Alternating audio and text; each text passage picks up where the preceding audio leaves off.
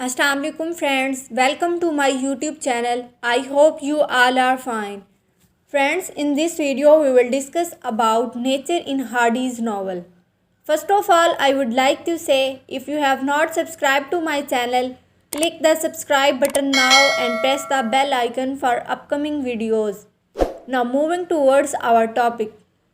Wordsworth की तरह Hardy भी मोहब्बत करने वाला और फितरत पसंद राइटर में से एक था, लेकिन ज़िंदगी के बारे में उसका नज़रिया उसे दूसरे से मुख्तलिफ बनाता है। इसके बारे में वर्ड्सवर्थियन मिस्टिसिज्म कोई नहीं है और वह इसे एक रूह के अवतार के तौर पर पेश नहीं करता जो हर चीज़ में ज़िंदा और हरकत करती है। हार्डी की ज़िंदगी में नेचर एक अहम अंसर है और यह तकदीर की इन गैर शख्सी क़ुव्वतों की अलामत है जिनके साथ उसने इंसान को तसादम में होते हुए दिखाया है। उसके नावल वुडलैंडर्स और the return of the native की तरह नेचर सिर्फ एक पस मंज़र नहीं बल्कि कहानी में एक करैक्टर है। नेचर हार्डी को अपनी मर्ज़ी और एक मकसद के साथ एक ज़िंदा क़ुव्वत मालूम होती है और बार बार कहानी में हकीकी हाथ उठाती है, लेकिन अक्सर इंसानों के दुखों की खामोशी और सितम ज़रीफ़ी तमाशाई बनकर अलग खड़ी होती है।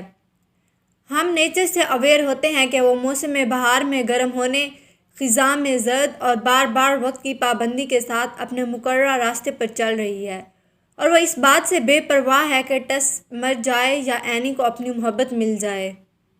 जब एलेक टेस को अपनी तरफ माइल करता है तो कुदरत बेनियाजी से देखती है और हर तरफ अंधेरा और खामोशी होती है। हार्डी नेचर के खुशगवार और बुरे दोनों पहलुओं को देखता है। उसके नज़दीक नेचर के जो खूबसूरत पहलू होते हैं उनकी कदर इससे ज़्यादा हसासियत के साथ कोई नहीं कर सकता, लेकिन नेचर के जो दूसरे पहलू होते हैं जैसे जुल्म, बेहिसी और कैप्राइज, दरहकीकत हार्डी नेचर में वही खुदगर्जी और जद्दोजहद की तकरार देखता है जो उसे इंसान की ज़िंदगी में नज़र आती है। कोई भी नावल निगार विलेज के इन नज़ारों और उसके जज्बाती एहसास को इस तरह पेश नहीं कर सकता जैसे हार्डी ने वेसेक्स में बयान किया है। उसके नॉवेल्स में लैंडस्केप हमेशा मौजूद होती है। इससे पहले किसी ने भी लैंडस्केप को स्टोरी का पार्ट नहीं बनाया। टेस्ट में नेचर इम्पॉर्टेंट रोल प्ले करती है, लेकिन वाक़यात के दौरान को मुतासर करने वाले एजेंट के तौर पर नहीं, बल्कि यहाँ लैंडस्केप और मौसमों की तफसीली तस्वीरें हैं, लेकिन जहाँ नेचर इंसानी ड्रामे के ख़िलाफ़ पस मंज़र है। अगर हम इस पस मंज़र को अलग कर दें तो स्टोरी अपनी कशिश और असर खो देती है। इस नावल में मौसमों और मंजरनामे की तफसील हीरोइन के मिजाज, उसकी जहनी कैफियत की अक्कासी करती है और ऐसा करके रीडर्स पर उनके जहनी कैफियतों और मिजाज के असरात को तक़वियत मिलती है। ये वजाहतें नावल में अहम रोल प्ले करती हैं और टेस के करैक्टर को ज़्यादा पेचीदा मामला बनाती हैं। दूसरे लफ्ज़ों में इस नावल में कुदरती माहौल को भरपूर जज्बाती तौर पर इस्तेमाल किया गया है और स्टोरी का मंजर पूरे जज्बाती अमल को शो करता है। जब हम टेस से पहले मिलते हैं तो ये मई का मंथ होता है और वो एक जवान, ताज़ा और खुशकुल लड़की होती है। वो ब्लैकमोर वैली में मार्लोट विलेज में रहती होती है, जो उस मुल्क की ज़रखेज़ पनाहगाह है जिसमें खेत और चश्मे कभी खुश्क नहीं होते।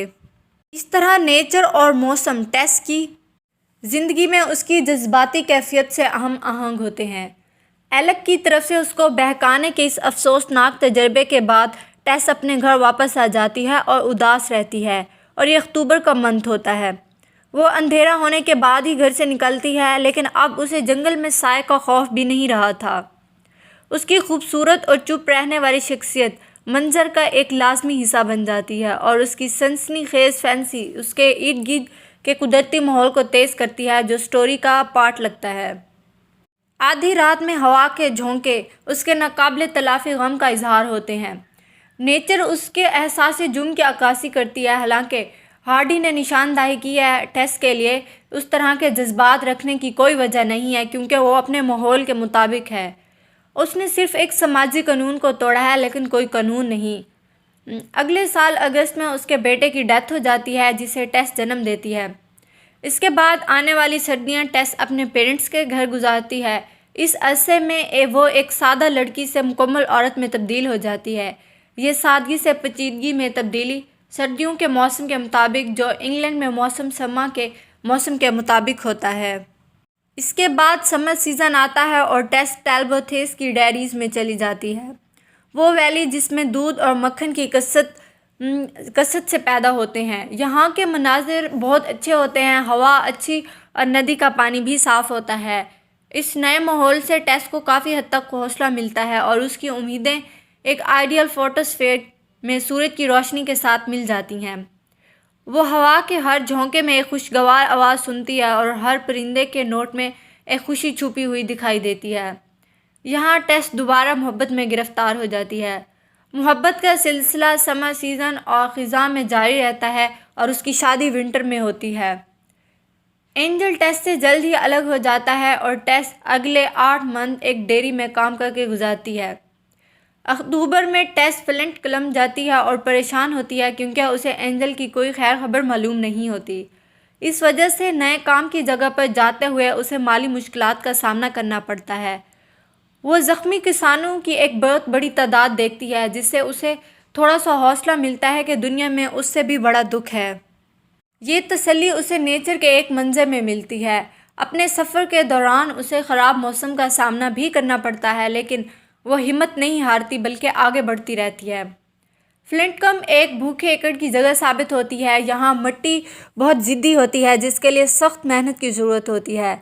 جب بارش ہوتی ہے تو ٹیس کام نہیں کر سکتی اور جب وہ کام نہیں کرتی تو اسے کوئی اجرت بھی نہیں ملتی۔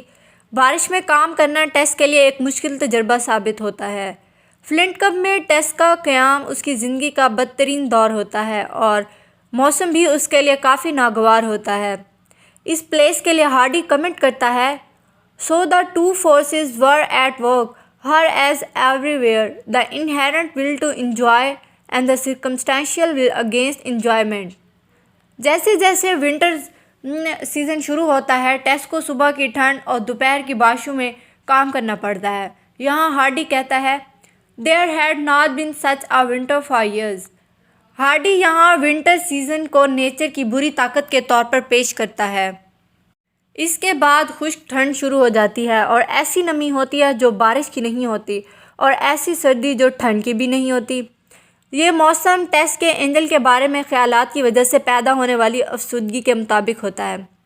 یہ وہ کریکٹرز جو نیچر، لینڈسکیپ اور سیزنز کے ذریعے ادا کرتا ہے۔ سیزنز کو ناول میں انسانی المیہ کے طور پر سمجھا جا سکتا ہے لیکن یہ کہنا بہت دور ہو جائے گا۔ ناول کے معاملے میں جو انسانی خواہشات ہوتی ہیں وہ نیچر کی قوتوں کے خلاف ہیں۔ یہ سچ ہے کہ برازیل میں اینجل جسمانی طور پر موسم اور آب و ہوا کے اثرات سے دوچار ہوتا ہے اور فلنٹ کم میں خراب موسم کی وجہ سے ٹیس بھی مشکل میں ہوتی ہے، لیکن جو ٹیس اور اینجل کا اصل المیہ ہے وہ دوسری وجوہات کی وجہ سے ہوتا ہے۔ اس کی سب سے بڑی وجہ اینجل کا بیہیویئر ہوتا ہے جو ٹیس کو چھوڑنے کا فیصلہ کرتا ہے۔ اگر یہاں نیچر کا کوئی تعلق نہیں ہے لیکن وہ ٹیس کی خواہشات کو مایوس نہیں کرتی۔ سم ٹائمز ٹالبوتھیس کی طرح نیچر ٹیس کے لیے بھی سازگار ہوتی ہے۔ اتفاق کی وجہ سے ٹیس کو جن مشکلات کا سامنا کرنا پڑا انہیں نیچر سے لنک نہیں کیا جا سکتا۔ یہ سب فیٹ ہے جسے چانس اور کو انسیڈنس کا رسپانسبل ٹھہرایا جا سکتا ہے۔ نیچر فیٹ کا ایک پہلو ہے جس میں چانس اور کو انسیڈنس شامل نہیں ہوتے۔ پوائنٹس ٹو ریممبر: ہارڈی کے ناولز میں نیچر تقریباً ایک کریکٹر ہے لیکن نیچر کے ساتھ اس کا سلوک ورڈزورتھ سے اپوزٹ ہے۔ نیچر اور لینڈسکیپ کے بارے میں ہارڈی ایسے ایکسپلین کرتا ہے، نیچر ہیروئن کے موڈ کو ریفلیکٹ کرتی ہے اور موسم جو اس کی ذہنی کیفیت کی علامت ہوتے ہیں۔ ناول میں نیچر کو صرف ایک پس منظر کے طور پر پیش کیا گیا ہے اور یہ واقعات کو متاثر نہیں کرتا۔ That's all for today. Thank you so much.